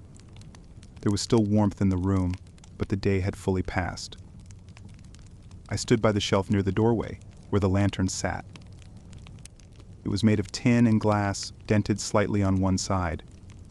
The glass had grown cloudy over the years, and one corner was chipped, but it still held the light well. Its handle had been wrapped in old cloth to keep it from burning fingers, though I couldn't remember when that had been done. Perhaps long ago, perhaps by someone else. I lifted it gently and placed it on the table. Then I opened the small round door in its side and struck a flame. The match flared for a moment. A single bright breath in the dark. The wick caught quickly, the oil ready. The flame rose and then settled, thin at first, then steadier. I closed the door and watched as the lantern filled the room with its glow. Not a strong light, not like a torch, or even a candle at full height. The lantern's glow was gentler, softer, like a memory of sunlight rather than its imitation. It did not push the darkness away. It only softened it. Shadows leaned against the walls, unbothered. The light spilled across the table, caught the edge of the spoon, touched the wooden bowl. It gleamed faintly on the latch of the door. I sat beside it. My hand rested near the glass, not touching, just feeling the warmth in the air. The glass itself was warm to look at. The flicker of the flame moved slightly with the breeze that passed beneath the door. Outside, the wind had picked up again, brushing the corners of the house, tapping once against the shutter, then moving on. I could hear it weaving through the dry grass. It did not rush. It was not cold. It was just present. Inside, the lantern flickered again. I leaned back and let my eyes adjust. The glow was enough to see by, but not enough to distract. Everything in the room became outlines, softened at the edges. The broom leaned as it always had. The pot rested in its place. My boots stood where I had left them, their laces slightly undone. I lifted the lantern by its handle and carried it toward the window. The shutters were closed, but a thin line of air came through the crack near the hinge. I held the lantern close to it and looked. The world outside was dark, but not empty. A few stars still flickered. The wind stirred the grass in waves, and in the distance I thought I saw the shimmer of the stream, catching what little starlight remained. It moved slowly, like silver pulled across black cloth. I let the lantern rest on the windowsill for a moment, letting its glow mingle with the night. It did not reach far, just a few feet into the yard. The gate, the co-op, the corner of the shed. Everything else remained in shadow. I lifted it again and returned to the table. I placed it at the center, then sat once more. Its flame danced slightly, as if aware of its place in the room. It didn't need to be watched, but I watched it anyway. It gave nothing but what it was meant to give. No more, no less. I traced the ring of shadow it cast on the table. The grain of the wood seemed deeper in the lantern's light, the lines more deliberate. I ran my finger slowly along one of them, following its quiet curve from end to end. The lantern crackled once a soft pop inside the oil well. Then it stilled again. Outside, a distant sound, perhaps a gate, perhaps a branch. Nothing close. Nothing urgent. I thought of how many evenings this same lantern had been lit. How many rooms it had warmed. How many hands had carried it. Not all mine. It had likely stood beside meals, beside beds, beside doorways. It had likely been forgotten once or twice, left to burn itself out in the corner of the night. And yet it had remained. I reached for my cup and drank the last of the water. It had gone room temperature, faintly tasting of tin. I set the cup down carefully so it wouldn't disturb the stillness. The lantern flickered again. I leaned forward and opened the small door once more, adjusting the wick. It made the flame rise just a little, casting longer shadows for a moment before it settled back into itself. That was enough. I closed the door. The warmth from the glass reached my knuckles as I passed my hand near it again. I let my fingers hover, then lowered them to the table. It was late now. I could feel it in the heaviness of my shoulders, in the way the quiet wrapped itself more closely around my body. The air was dense with sleep, though I had not yet moved to lie down. The lantern's glow remained. It would stay a while longer, I thought. Perhaps until the fire went out. Perhaps until I no longer needed it. Perhaps longer. I leaned back and let the light rest on my face. I did not speak. And the lantern, as always, did not answer. The lantern continued to glow. The flame inside it had quieted further now, though it had never been loud. It leaned slightly to one side, as though growing tired of standing so straight. The light was more amber than gold, and the shadows it cast had softened into gentle shapes that barely moved, even as the air shifted around them. I remained at the table. I had not moved in some time, except to rest one hand beneath my chin and the other across my lap. My body had settled into itself. There was no urgency in my muscles, no reason for them to hold anything. The chair creaked faintly as I exhaled, but it did not complain. The house was completely still. No footsteps outside, no rustling of straw. No sounds from the chickens, who now slept tucked into their own warmth, heads beneath wings. Even the wind seemed to have paused, resting wherever it had last been, perhaps against the far side of the hill or in the branches of the willow. The coals in the hearth had begun to gray. The heat had not vanished, but it no longer reached the edges of the room. Just a circle of warmth, quietly held, like a memory of fire. I watched the flame in the lantern blink once, then again. I did not speak. There was nothing to say, no one to say it to. No stories to remember, no thoughts to share. No ideas waiting to be understood. There was only this, a man, a chair, a table, a lantern, a room filled with air that held its breath. The stillness had a weight to it, but it was not heavy. It was the weight of something settled, like flour at the bottom of a jar, present, calm, undisturbed. My fingers traced the grain of the wood again. I knew this table, not by name, but by feel. The line where the board had split slightly near the far corner. The ring left by the pot one night when the lid had been too warm. The shallow groove where someone maybe I had once carved a circle with the tip of a knife. These were not stories. They were simply parts of the table. And the table was part of the stillness. My eyes closed just briefly. In the dark behind my eyelids, I could still see the light from the lantern. Not clearly, but as warmth. A shape without form. A sound without pitch. A presence that didn't ask to be noticed. I kept them closed. Time did not pass in the way it usually did. There was no ticking, no marking, no measuring. Only the flame, flickering quietly, keeping time by how little it changed. I opened my eyes.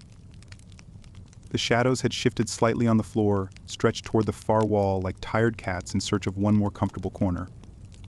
The lantern flickered again, as if nodding to itself. The door was still shut. The broom still stood. The pot still rested near the hearth. The house, unchanged, continued being what it was. I placed my hand flat on the table. The surface was cool. I pressed my palm against it.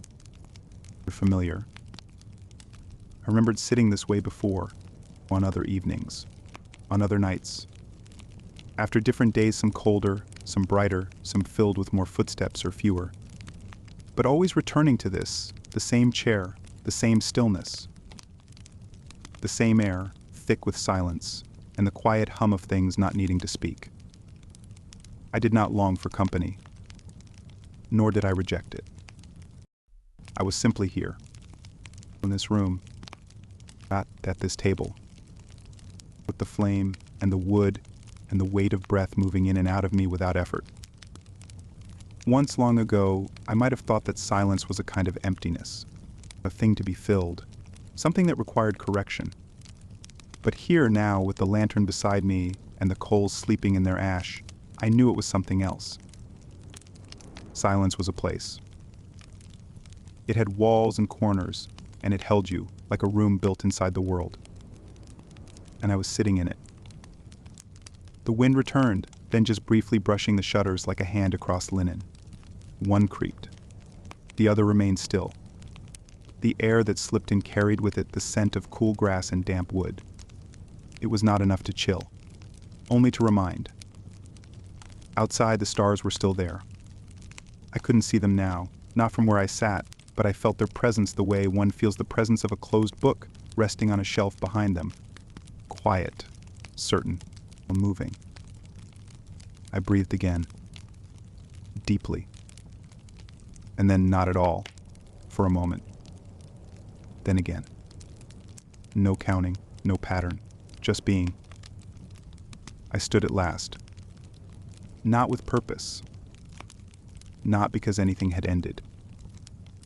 But because my body wished to rise, and I allowed it. I took the lantern from the table and carried it toward the hearth. I did not place it on the mantel. I held it a while longer, letting the light reach the coals, letting it rest on the dark stones that once held fire. Then I carried it to the far side of the room and placed it on the low stool near the window. Its glow stretched softly against the shuttered frame. I stepped back and sat once more, this time on the edge of the bed, near the straw mattress and the folded wool blanket. I did not lie down. Not yet. I watched the lantern's glow from across the room. It flickered. It steadied. And I sat, without moving, without waiting. Simply there, inside the stillness, where everything had already arrived. Its light stretched only a little now, not quite reaching the corners of the room. It had grown tired in the way all lights do when the night grows long. The flame inside it shifted once, then leaned into its own warmth. I sat on the edge of the bed for a while. The straw mattress made no sound beneath me. It held its shape without protest. The wool blanket was folded neatly at the foot, waiting without expectation. I placed my hand on it, feeling the coarse weave beneath my fingers. It was cool to the touch, heavier than it looked, familiar. I did not lie down immediately. I looked at the floor, at the faint outline of the broom in the shadow near the door. I looked at the window where the shutter had closed tighter in the breeze. I looked at the empty cup beside the fire, the curve of the handle still catching a trace of glow. There was nothing left to be done. No pots to scrub, no tools to put away, no words waiting to be spoken. Even my thoughts had grown quieter, softer, slower. They arrived like feathers on air, paused and disappeared before settling. I stood briefly, as if to stretch, then bent to untie my boots. The laces came free without resistance. I slipped one off, then the other, and placed them side by side beneath the bench. Their shape remained in the dust. I left it. I removed the outer tunic and folded it once, then set it on the stool. The shirt beneath it was soft with wear. It clung lightly to my shoulders but did not bind. I rolled my sleeves to my elbows and sat again on the bed. Then at last I lay down. The straw shifted beneath me with a faint whisper, the sound of old grass brushing itself awake before sleep. The blanket unfolded over me with the weight of something well used. It fell easily into place. I turned to one side. My hand rested near the edge of the mattress. My head pressed into the pillow little more than cloth filled with husks and wool. But it was shaped to me. It remembered. The lantern's light reached just far enough to catch the corner of the wall beside me. The shadow it cast moved slowly as the flame inside bent forward, then back. It looked like a wave or a hand in slow motion. I did not close my eyes. Not yet. I listened instead. The house had grown stiller than still. Even the creaks had stopped. The walls no longer settled. The fire had fallen into its last breath.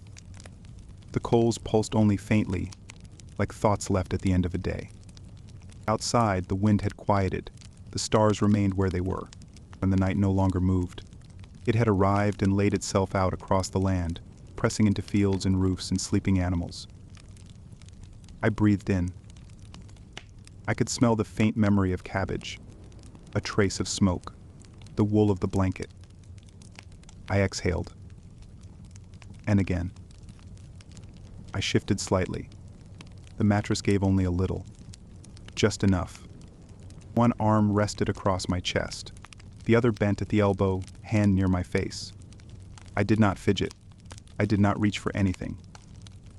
The room no longer expected motion. Only presence. The lantern flickered again. I watched its reflection in the glass. A tiny mirror of its own light. It blinked. I blinked back. My eyes closed briefly. I opened them again. No time had passed. Or perhaps all of it had. I listened for footsteps, for birds, for anything. There was only my breath, and the small hum of nothing. My eyelids grew heavy, not in the way of exhaustion, not like sleep arriving in haste, but like curtains being drawn across a window that has already grown dark. I kept them closed this time. The straw beneath me held its shape. The blanket over me remained warm. The silence deepened, not because it had grown larger, but because I had become smaller within it. Not disappearing, just resting. The lantern hummed. The flame leaned. I let go of the last thought, a soft one, about walking through the field. And then I did not think at all. I don't know how long I had been lying there. The blanket still covered me, shaped gently around the folds of my body. The pillow held the soft indentation of my head.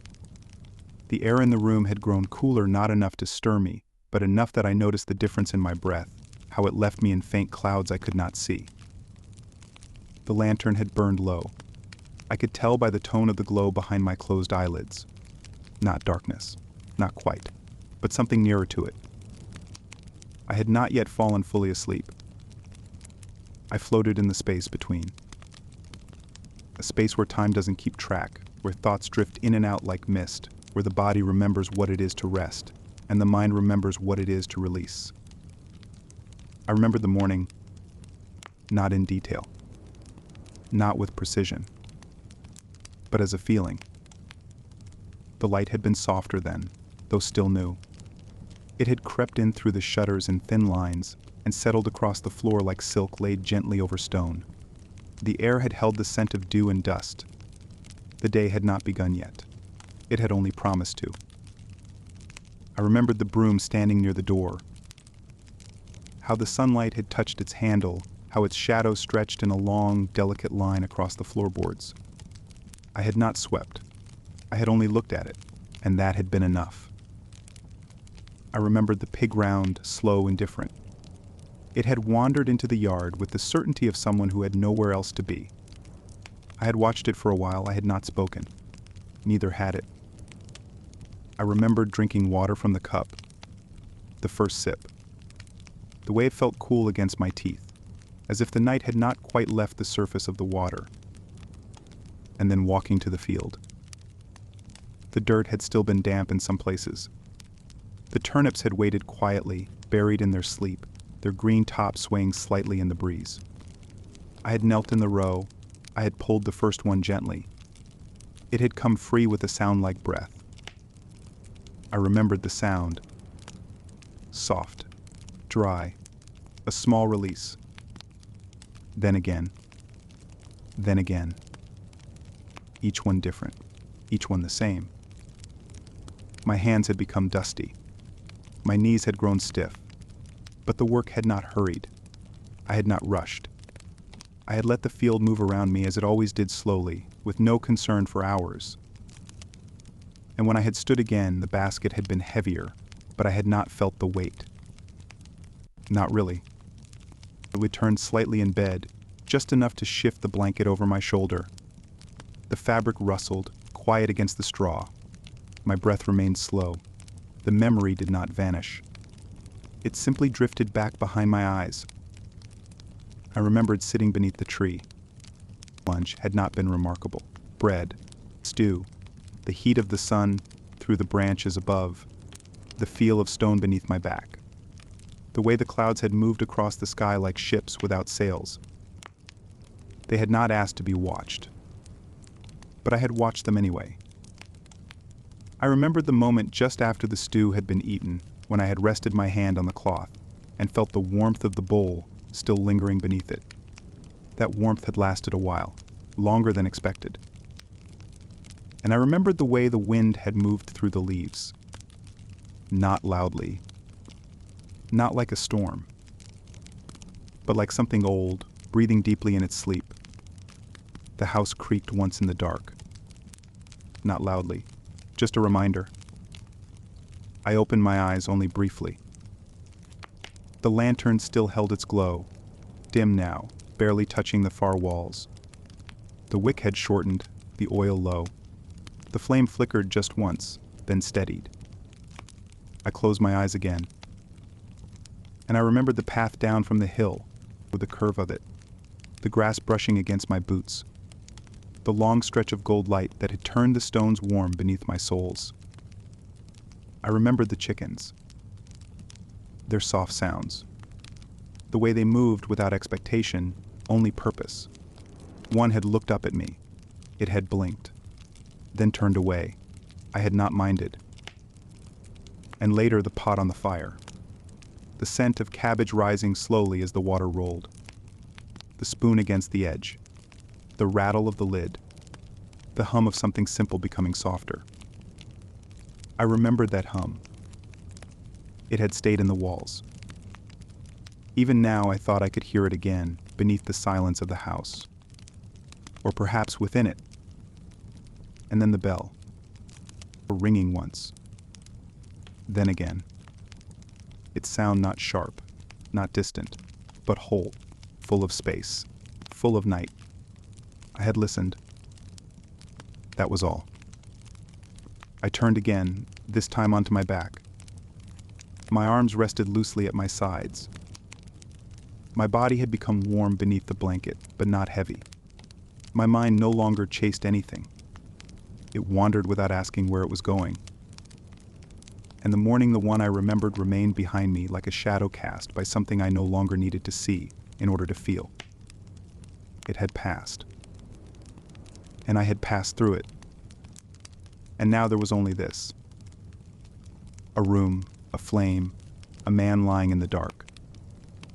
Listening, remembering, resting, waiting for nothing.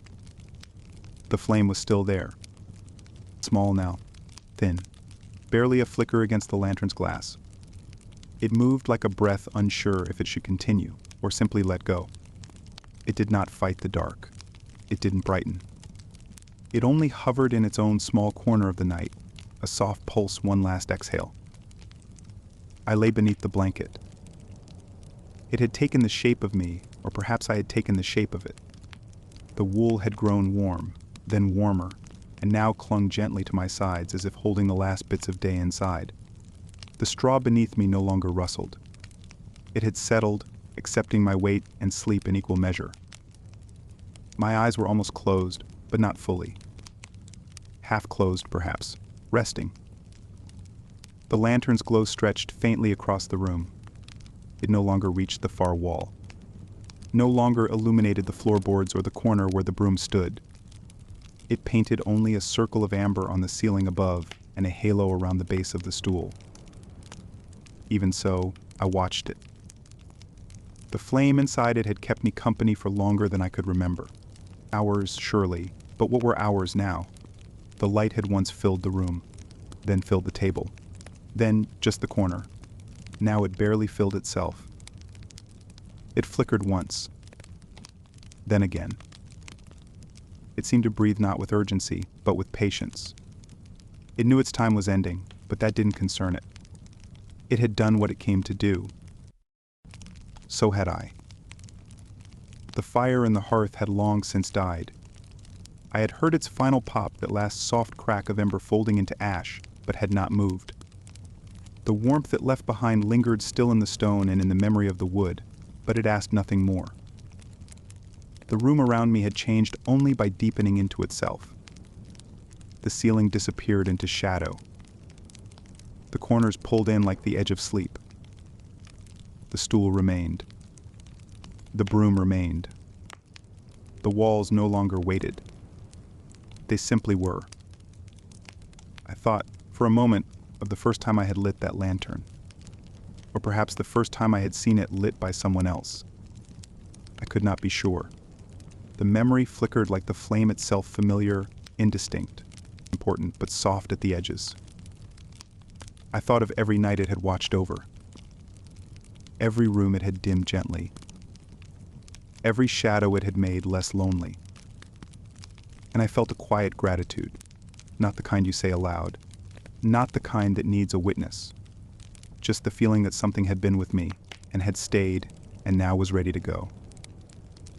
Outside, I imagined the night had thickened. The wind no longer moved, or perhaps it did, but so far away I could no longer hear it. The shutters remained closed. Their wood breathed with the change in air that deep, earthy rhythm old houses seemed to know. I imagined the stars still above, unmoved. They had no reason to shift for me. and I asked nothing of them. The flame swayed gently. Its glow trembled along the rim of the glass, catching, for just a moment, the edge of the window frame. That, too, seemed like a farewell. My eyes closed. For a while. Inside the dark behind my eyelids, the world became smaller, then quieter, then softer. There were no images, no stories, just the color of sleep, not black, but slow. When I opened them again, the lantern had dimmed further.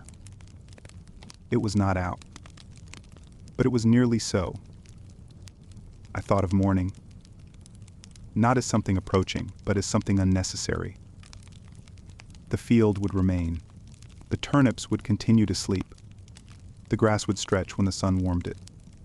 The clouds would roll again across the sky, drawing their patterns. None of it needed me.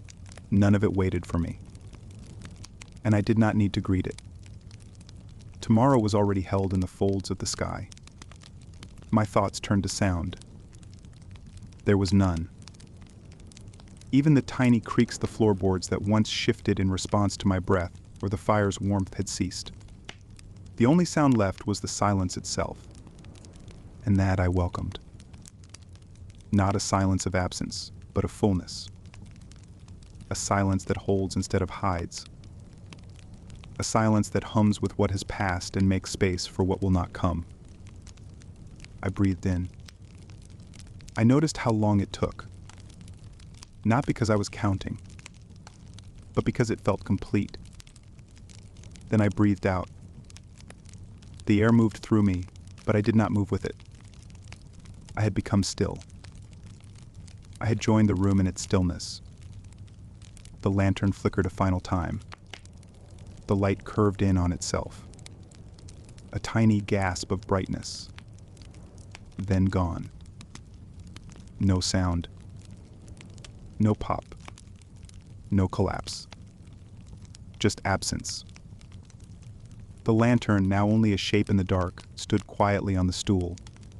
Its duty finished. Its warmth only imagined. I did not move. The blanket held its place. The mattress did not shift. My fingers rested loosely against my chest.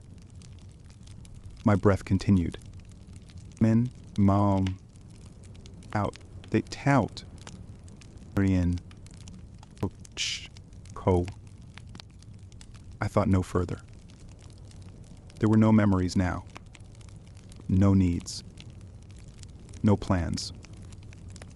No names. Only this. The darkness of a room that had known a day. The quiet of a body that had walked and eaten and watched the sky. The stillness of a flame that had given its light and now, gently, had left. I breathed once more. And then again. And then not at all. Not because I had stopped, but because there was no longer a need to notice. The night held me. The bed received me. And the last flame, now gone, remained in memory only. But it was enough.